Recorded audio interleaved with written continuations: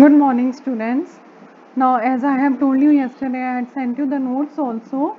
Today, we will be studying about the next topic, that is analytical paragraph. Now, what has happened is that till now it has been said that earlier there was story writing in class 10. Now, instead of story writing, now there will be analytical paragraph.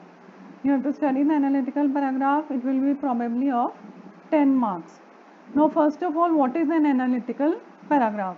Now, an analytical paragraph is a form of descriptive writing.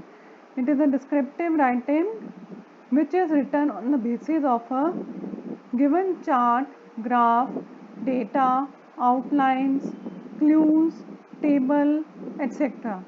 That is, you might be given a chart and you have to interpret that chart. आपको कोई graph दिया जाएगा, जैसे maths में आपके graph होते हैं, फिर आपको उसको एक्सप्लेन करना है कि वो ग्राफ उसमें क्या कहना चाहता है, किस बारे में है, क्या डेटा है उसके अंदर. When writing an analytical paragraph, one should remember to describe the facts in the best possible manner and to cover the information provided. मतलब जो इन्फॉर्मेशन उसमें ग्राफ में या डेटा में दे रखी है उसी को आपको एक्सप्लेन करना रहता है. आप चाहो अपने पास से थोड़ा सा कुछ ऐड कर सकते हो, but basically you have to use the same information. The analytical paragraph has to be written in around 100 to 120 words. So the paragraph must use clear and crisp language along with providing complete details of the chart given in the question. And an internal choice also will be there for you, that you have to attempt one out of the two questions that are given for the analytical paragraph. उसमें हो सकता है कि एक question में pie chart हो, एक में ग्राफ हो, एक में टेबल हो, कुछ भी हो सकता है. Okay? Now what are the features of an analytical paragraph writing? सबसे पहले उसके अंदर क्या डिस्क्राइब किया होता है, उसके अंदर एक चार्ट है, टेबल है, डेटा है, ग्राफ है, या जो भी क्लूज दे रखे हैं उनको आपको डिस्क्राइब करना है. Clear? You have to describe them. Then second thing is that whatever you describe should be brief and comprehensive. It should include complete information. मतलब जो भी आपने उसके अंदर जो भी इंफॉर्मेशन मांगी है वो सब उसके अंदर होनी चाहिए. फिर it should state facts that are provided by the chart. That is, the facts that are given in the chart, that only you have to explain. उनको आपको explain करना है. और लैंग्वेज कैसी होनी चाहिए आपकी? Simple and accurate language. कोई ज़्यादा कॉम्प्लिकेटेड वर्ड्स यूज़ करने की ज़रूरत नहीं है. सिंपल लैंग्वेज में भी आप लिखोगे और वो सही है, ग्रामेटिकल मिस्टेक्स आपने नहीं करी हैं, तो आपको पूरे मार्क्स मिलेंगे. I should mention figures and quantities. तब उसमें ग्राफ के अंदर जो भी फिगर्स दे रखी हैं, कोई क्वांटिटीज़ मेंशन करी हुई हैं, वो सब आपको उसी के हिसाब से लिखनी है, अपने मन से नहीं लिखना है. It is appropriate to use the same tense throughout the analytical paragraph. Same tense में यूज़ करना होता है. मोस्टली आप प्रेजेंट टेंस में लिख सकते हो that the graph is stating about the population, the graph is stating the death rate और birth rate, whatever it is given. No personal observation और रिस्पॉन्स शुड बी प्रोवाइडेड. आपका personally कुछ आपको नहीं लिखना है उसके अंदर. Mostly you can use the passive form of the verb. Active passive आपने पढ़ा हुआ है. Passive form you have to mostly use in this. Clear? So what is the format of analytical paragraph writing? Format में क्या होता है? सबसे पहले इंट्रोडक्शन. जैसे आप ऐसे लिखते हो, मोस्ट प्रॉबेबली आपको वैसा ही फॉर्मेट फॉलो करना होता है. पहले आप इंट्रोडक्शन दोगे. इंट्रोडक्शन आपको ज़्यादा बड़ा नहीं देना है. इंट्रोडक्शन में आपको क्या करना है? one or two lines you have to explain the subject of the graph that is given. Then next is body. The body. Now the body can be divided in two paragraphs also.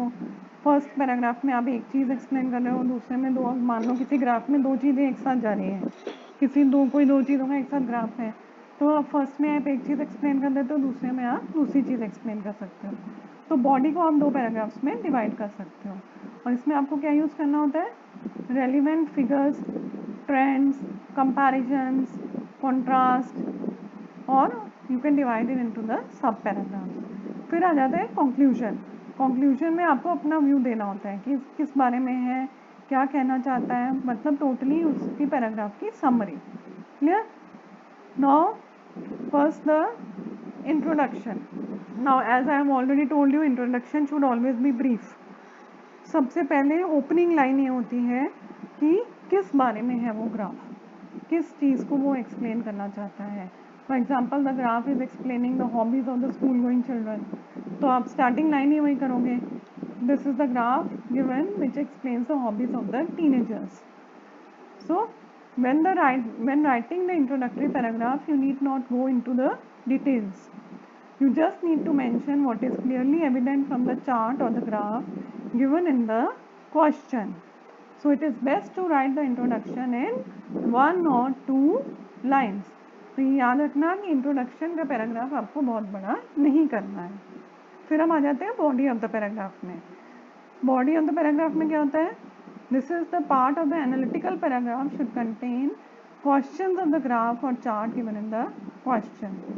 It should contain details of the graph or chart given in the question, and it should contain all the important information, and it is extremely important because you have to explain the graph in detail in this.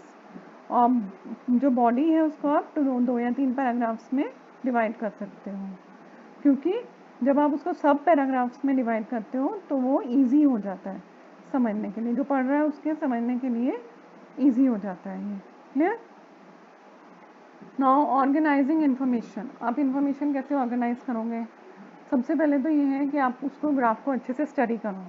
ठीक है, अगर कोई ऐसा graph है जिसमें smallest या largest quantity दे रखी है तो उसका कंपैरिजन करके देखो आप, है ना. और कुछ अगर सिमिलैरिटी है तो उस बारे में तो बेस्ट ये होगा, मैं कहूँगी कि सबसे पहले आप मेन पॉइंट्स जो आपके दिमाग में आते हैं उसको देख करके उनको जॉट डाउन करते जाओ, रफ में नोट डाउन करते जाओ, फिर उनको आप एक पैराग्राफ की फॉर्म में अरेंज करो. Now comparing information, if the chart mentions 2 different parties, for example men and women, refer to both of them in the analytical paragraph. If there is any contrast or comparison that could be drawn, you must present it effectively. If the chart is about a particular time period or highlights trends of several years, mention each year in a concise manner. If any comparison or contrast can be done for 2 or more years, you should write about it. Now mentioning quantities, of course whatever the quantities are given, जैसे percentage है, fraction है या फिर ratios है, जो भी चीज़ है उसको आप उसमें मेंशन करोगे. फिर कनेक्टिंग सेंटेंसेस, अगर जो इन्फॉर्मेशन या आइडियाज़ एक दूसरे से मिलते जुलते हैं तो आप उनको प्रॉपरली कनेक्ट करोगे. ये नहीं कि एक जैसी इन्फॉर्मेशन को आपने सेपरेट कर करके आधा आपने फर्स्ट पैराग्राफ में डाल दिया बॉडी के, फिर उसके बाद में आप सेकेंड पैराग्राफ में फिर वही चीज़ ले आए. That should not happen. Now the conclusion. Now again, like the introduction, the last paragraph also should be small. You can keep it to 3 or 4 sentences, not more than that. Okay? It should be concluding in nature. क्या है? It should be concluding in nature and act as the closing statement.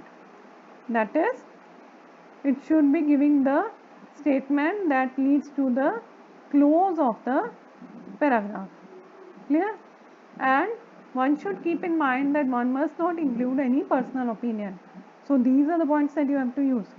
That don't use any personal opinion, conclusions or observation.